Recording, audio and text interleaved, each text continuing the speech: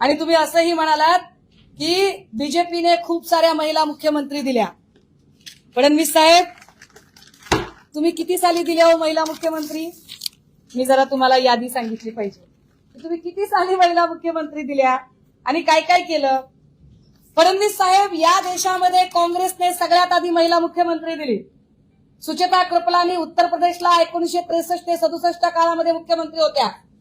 ओडिशाला नंदिनी सतपथीजी 1972 ते 73 आणि 74-76 काळामध्ये झाल्या. शशिकला काकोडकर महाराष्ट्र गोमंतक पार्टीच्या गोव्यामधून 73 ते 79 ला मुख्यमंत्री झाल्या. सय्यदा अनवरा तैमूर काँग्रेसच्या आसामला मुख्यमंत्री होत्या 1980 ते 81च्या काळामध्ये. व्ही.एन. जानकी सिद्धरामन एडीएमकेच्या मुख्यमंत्री होत्या तमिळनाडूमध्ये 88 साली. जयललिता एडीएमकेच्या मुख्यमंत्री तब्बल 5 वेळा 1991 ते 2016च्या काळात होत्या. बहन मायावती बहुजन समाज पार्टीच्या मुख्यमंत्री मान्यवर कांशीरामजींनी केलेल्या 1995 ते 2012 4 वेळा मुख्यमंत्री होत्या. देवेंद्रजी बघा, म्हणजे ज्यांनी तुम्हाला विरोध केलाय त्या लोकांनी महिलांना किती संधी दिली आणि किती वेळा दिलेली आहे ती. राजेंद्र कौर भट्टल पंजाबमध्ये काँग्रेसने दिलेल्या मुख्यमंत्री 1996 ते 97च्या काळात होत्या. जनता दलाने राबडी देवींना संधी दिली बिहारमध्ये 1997 ते 2005 3 वेळा मुख्यमंत्री झाल्या. शीला दीक्षित 1998 ते 2013 काँग्रेसच्या मुख्यमंत्री दिल्लीत झाल्या. आणि हो फडणवीस साहेब, आपण ऋतू तावडेजींना आरक्षण पडल्यानंतर महापौर केलंय.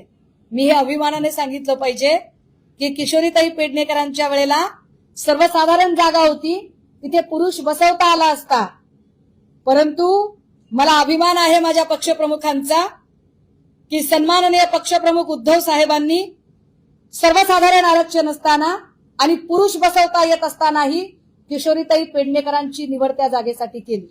एवढंच नाही, ओबीसीची जागा असताना, ओबीसी पुरुष बसवता येत असताना सुद्धा श्रद्धाताई जाधव या महिला महापौरांची निवड त्यांनी केली.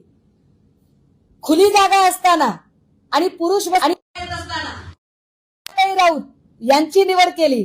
या मुंबईला, जिला देशाची आर्थिक राजधानी म्हटलं जातं, तिथे सर्वाधिक महिला महापौर जर कुणी दिले असतील तर ते आम्ही दिलेले आहेत. तुम्ही आम्हाला रिग्रेसिव्ह मानसिकता सांगताय, तुम्ही आमची रिग्रेसिव्ह मानसिकता ठरवताय.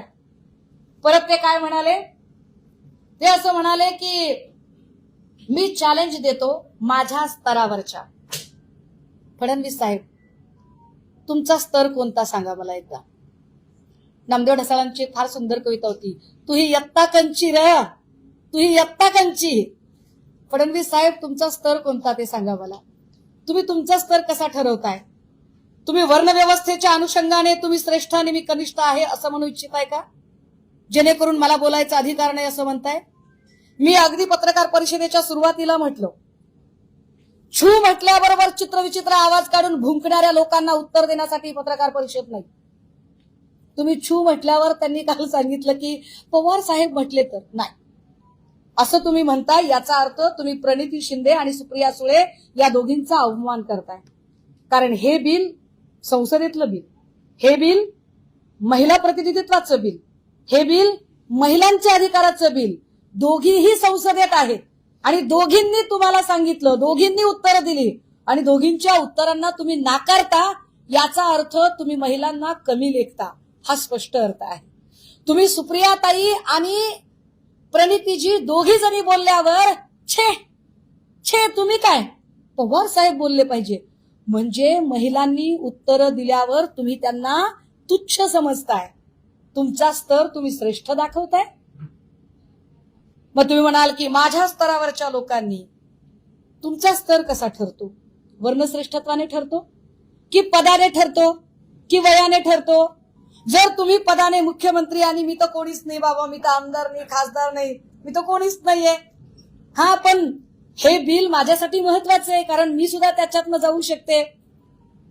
पण मुख्यमंत्री महोदय, जर तुम्ही स्तराची भाषा करत असाल तर मी तुम्हाला सांगितलं पाहिजे, मी वारकरी संप्रदायातलं लेकरू आहे आणि भंपक वारकऱ्यातली नाही, मी खऱ्या अर्थानं वारकरी संप्रदायातलं लेकरू आहे. ज्या वारकरी संप्रदायामध्ये चांगदेवांना अहंकार झाला, आणि ते म्हणाले की मुक्ताईसारख्या छोट्या पोरीशी मी बोलणार नाही. आणि त्यावेळेला मुक्ताईने जे सांगितलं आणि उत्तर जे दिलं, ज्याला चांगदेव 65 ग्रंथ म्हणून पुढे प्रसिद्धी मिळाली, मी लहान आहे, मी मुक्ताईच्या नखाची पण सर करू शकत नाही, पण तुमच्यामध्ये चांगदेवाचा अहंकार भरलाय का ते बघा जरा, तुम्ही कुठल्या पद्धतीने बोलताय ते.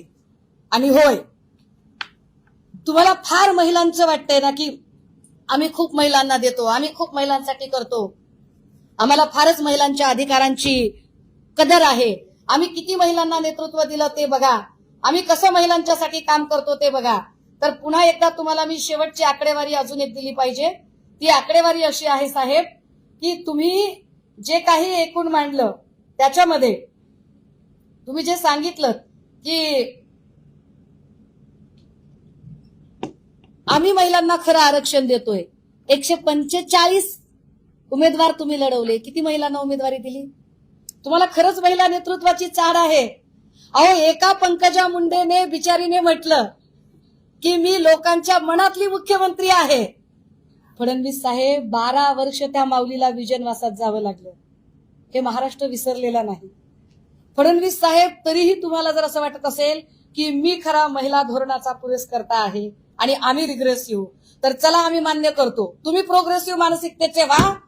तुमच्याकडे छू म्हटल्याबरोबर जे तयार होतात ना लगेच अंगावर जायला, अशातल्या एखादीला मुख्यमंत्री करून दाखवा. महाराष्ट्रातील ताज्या बातम्यांसाठी बघत रहा टाइम्स टुडे 18 न्यूज. सोबतच शेअर करा, सबस्क्राईब करा आणि बेल आयकॉन प्रेस करा.